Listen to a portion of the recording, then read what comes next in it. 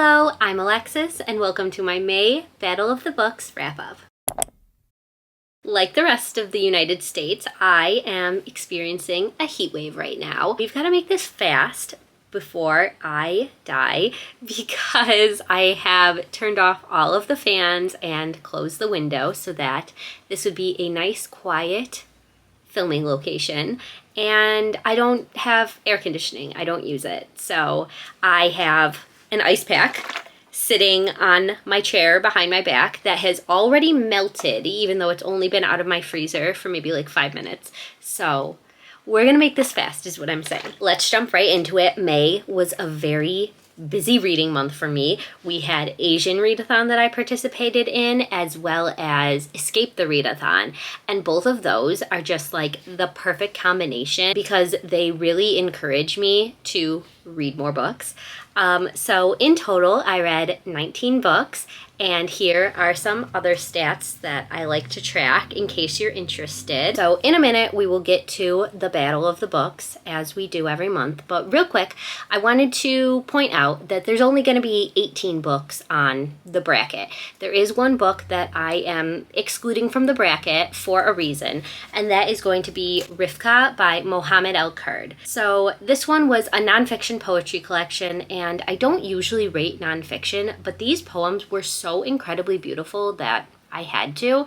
And I wanted to talk to you about it because I think it's a very important book. I think everybody should read it, but it didn't feel right because of the subject matter to put it in a game like this. So I want to tell you about it and raise awareness and hopefully get more people to read this book. This one is a debut poetry collection written in the tradition of Palestine resistance literature. The book narrates the author's own experiences of dispossession in Jerusalem, Palestine. Their population of refugees continue to live on the brink of homelessness at the hands of the Israeli government and US-based settler organization. This book is named after the author's late grandmother, who was forced to flee from Haifa upon the genocidal establishment of Israel. I'm going to link a Palestine resource guide that has been so incredibly helpful to me in educating myself on what's going on in Palestine. So if you'd like to check it out, it is below. Okay, so before I dive heatstroke, let's get into the bracket challenge and try to figure out what my best book of May was. Okay, I kept my hair nice for my little intro, but now that we are teeny tiny and getting into the bracket, I am putting it up. So let's talk about our first books that are up against each other. First up, we have How to Cook and Eat the Rich by Suni Dean. So when I was building this bracket for this video, I honestly completely forgot that I read this one in May. So I guess that tells you how memorable it was. I did really like the writing style. Once I saw the cover, I remembered that much because I did end up giving it 4 stars. So I know I would like to pick up more from this author in the future, but this was a very, very short book. It was like maybe 50 pages. It was more like a short story than a novella, but I did enjoy it. I thought it was really funny. And that is up against Now You're One of Us by Asa Nonami. This one, a new favorite. It was so unsettling, it was so suspenseful, and never in a million years did I see that ending coming. So I ended up giving this one 5 stars, which means Now You're One of Us is our clear winner. Next up, we have Dragonfruit by Makia Lussier. And I really like this one. I like the fantasy world. I like that it was inspired by Pacific Islander mythology. It was just a really, really unique and cool magic system. It actually had a lot to do with their tattoos. I did rate this one 4.5 stars, and the only reason it lost that half-star rating is because I feel like there were just too many characters and not enough explanation of who everybody was. I found myself really confused in the middle. I kept mixing up characters and not really sure who was who. So 4.5 for that one versus Lore Olympus Volume 6 by Rachel Smythe. So as always, I love these books. I love these characters. I love that Hades and Persephone are finally like together in this one. Like, sorry for the minor spoiler, but also it's a Persephone and Hades romance. What do you expect? Well, I did give this one 5 stars. I just don't feel like this graphic novel kind of lives up to Dragonfruit being a full-length novel. So just kind of based on that and the fact that like Dragonfruit has really stuck with me since I've read it, I'm gonna pick Dragonfruit for this one. Next up, we have A Tempest of Tea by Hafsa Faisal. I really, really wanted this one to be like my new favorite book of the year. The best way I can describe this one is it's Six of Crows if Kaz Brekker was a woman and vampires were involved. So like it sounds like my perfect book, but honestly the ending was really, really messy. There was a reveal that like wasn't done well in my opinion, and the romance in it was completely unnecessary. So with a little editing, I feel like this could have been a 5-star, but I had to rate it 4 stars. And that is Up Against The Cat Who Saved Books by Sasuke Natsukawa. I really enjoyed this while reading it. I didn't think about it after. This is another one that I could have forgotten that I read it. It was really cozy, but not the most exciting read, and every time I put it down, I didn't really have the draw to pick it back up. So because of that, I gave this one 3.5 stars, which means A Tempest of Tea will be our winner this round. Okay, next up we have the Literally Dead Book Club pick for May, Sisters of the Lost Station by Nick Medina. So unfortunately, I did not like this one. It had a really important message, and that being that Indigenous women go missing all the time and nobody, the police, do anything about it because it happened on the reservation, so it's not their problem. And it needs to be stopped. It's important that awareness is brought about this and something needs to be done about it. But with this book, it wasn't sure what it wanted like the big bad to be. There was kind of this supernatural evil going on along with a real life bad guy. And I was just confused. I didn't know what was reality and what was the main character's like imagination. So I ended up giving this one 2 stars versus Stitches by Hirokazu Kihara. And this one's illustrated by Junji Ito, you know, one of my favorite manga author illustrators out there. One is actually a collection of horror stories, and then Junji Ito applied the art to go along with each story. This one was fine, nothing too memorable. Of course, the illustrations were gorgeous, but like the content of the stories themselves, I don't know if I would ever feel the need to reread it. I ended up giving this one 3 stars. It was just kind of like an okay book. So just sliding by a little bit, Stitches will be the winner for this round. Okay, next up we have Natural Beauty by Ling Ling Wang, and I really, really like this one. This one is definitely going on my favorite horror books of the year. This one isn't like in-your-face scary horror, but it's like unsettling and scary in the way that it's realistic, and I could see something like this happening. So this one, I just loved how much it had to say about being a woman, the beauty industry, racism, and like shady businesses, and just how they're really abusing people. This one ended up getting 5 stars, of course, and that is Versus The Sacrifice by Rin Chupeco. I loved the idea of this one, but more than the execution. I feel like with a little editing, this could have been a much better story. I did not like one of the twists that was revealed towards the end. I was just kind of, I was wanting it to go a different way. And I thought that what I was predicting in my head just would have made a better reveal, ending, that kind of thing. The twist at the end, I did like that one. And then besides that, there was like a romance added in that felt totally unnecessary, and I didn't like it at all. I do not need romance in everything. If it's a horror book, I want horror. I don't need a side romance. So I would have cut that out. But other than that, I did enjoy it. I think this would be a really, really good one to read for Summerween. Like, the atmosphere of it was A+. And I ended up giving this one 3.5 stars, so that makes Natural Beauty our winner. Okay, so now is where it gets difficult. I mean, I did say Now You're One of Us is going on my like list of favorite horror books, so gotta go with them. Clear winner here. Stitches was just kind of eh for me, so A Tempest of Tea.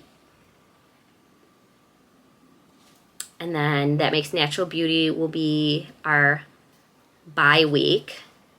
Now You're One of Us. Oh no, I know where this is going. Ooh, this is hard. Okay, we're gonna rate this purely on the twist at the end because that is what really solidifies a 5 star for me. And I like the one in Now You're One of Us better. So I feel bad because I did really, really like Natural Beauty, but like Now You're One of Us, I flew through this in just a few hours. Like couldn't put it down, had to know what was happening. Okay, so we have Contender for top spot, and now we're moving on to the other side of the bracket. And first up, we have Done and Dusted by Lila Sage. So I never thought I would be a cowboy romance girly, but here I am giving this book 4.5 stars. And the only reason that it lost half a star is because the spicy scenes were not for me. Like, that's fine. I'm not trying to yuck anybody's yum, but they were definitely yuck to me. So that one is going up against the 4th and newest Finlay Donovan book, Finlay Donovan Rolls the Dice by Elle Cosimano. And honestly, I don't care what anybody says. Like, I love these books. They are such fun, just kind of like popcorn mystery thriller reads. Don't take them too seriously. Like, the characters are hilarious and it's just so unbelievable. I always have a good time reading these. But saying that, I do see their flaws. So this one is getting a 4-star from me, which means Done and Dusted will be our winner. Okay, next up we have Convenience Store Woman by Sayaka Murata. And at first, I didn't really like the ending of this one. I was kind of mad at it because I really wanted our main character to just stand up for herself. But after reading some reviews and analyses of like the meaning behind it and how it really has to do with the culture and society and expectations, I do like it a lot more. So I ended up settling on a 3-star for this one. And that is against The Very Secret Society of Irregular Witches by Sangu Mandana. And this one, unpopular opinion. I didn't hate it, but it wasn't the best thing I've ever read, like so many other people. I settled on a 3.5 star for this one. A big thing for me is the characters annoyed me a lot. I don't know if this was maybe because I listened to the audiobook and I could not stand the voice that they did for the children characters, but like even the love interest in this, I didn't really see the appeal for him. Like, I don't know. So it was fine. 3.5 stars, just beats out Convenience Store. So we are going to be going with The Secret Society of Witches. Okay, next up we have Bliss Montage, which is a collection of short stories by Ling Ma. And I've been trying to think, I think this might be my highest like average rating of a short story collection. My lowest rating in this one was the story called Yeti Lovemaking. Just not for me, that was a weird one. But everything else was like a 4 or 5 star. My favorite ones were G, Office Hours, and Peking Duck. And like these stories have stuck with me. I think about them almost every day since reading them, and they were just like the perfect combination for me of like contemporary with a little bit of sci-fi mixed in, and I really, really love that stuff. I could definitely see this getting adapted into like a Black Mirror-esque show. It gave Black Mirror vibes, and I ended up giving this one 4 stars. And this is up against Everyone in My Family Has Killed Someone by Benjamin Stevenson. So I completely understand the hype for this one. My only issue is I feel like the big reveal at the end was a little bit too unbelievable for my taste. In my mysteries, I don't want to have to suspend my disbelief that much. Like fantasies, sure, I'll do that. But mysteries, I feel like should be sort of rooted in reality more than other books. And just like, for that to be the big reveal, I don't know. How did nobody notice? But I did really enjoy the characters and I really, really enjoyed the storytelling. There was a lot of fourth wall breaking. So I would like to continue the series just based on like, I have not stopped thinking about Bliss Montage. I'm gonna go with that one. Okay, and that brings us to our last matchup. So we have After Parties, which is another short story collection. May was really just the month of short stories. And this one is by Anthony Visnaso. So I really, really love this author's writing. His characters were just so complex and they felt like real people. So a problem I have with a lot of short stories is I feel like they're just not complete. Like, I feel like a good short story still needs a clear beginning, middle, end, and we need to come to some sort of like resolution where it feels like a good ending. And with these stories, it did that, and I don't find that a lot. Like, even Bliss Montage, I feel like not all of the stories like had a good ending where it felt like an ending to a story, if you know what I mean. So I did end up rating this one 4.5 stars.